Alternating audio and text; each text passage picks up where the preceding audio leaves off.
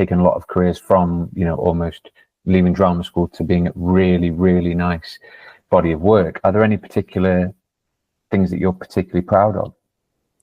I mean, there's definitely actors I can think of, you know, that I, as you say, I mean, you know, I'm not going to name names, obviously, because that'd be crass. But like, you know, there's people who I know, you know, you feel like because obviously there's two different things. Obviously, you know, sometimes you take on actors that already have well-rounded careers. You know, people do shift agents sometimes, so people will come to you and say, "Would you like to be my agent now?" And you might go, "Yes," and you know, and obviously that they might already have, like, you know, a very well developed career, so you're kind of coming in at a different place, and the aim in that situation is to maybe make some changes. There's clearly a reason they wanted to move, so you know, you're kind of in a position then of saying, well, what you know, what do you want to be different? So you're trying to do that.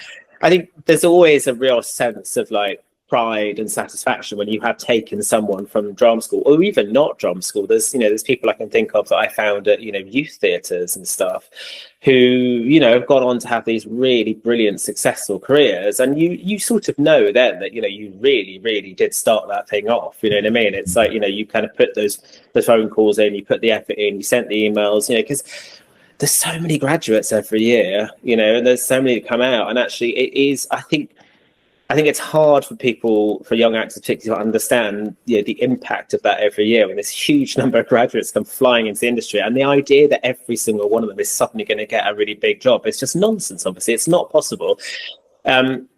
It's very different for people. Some people take a bit longer to get going. Some people kind of hit it off right off the bat. Sometimes that changes down the line. There's people who've had very big starts that then have sort of, you know, had sort of less successful years after that.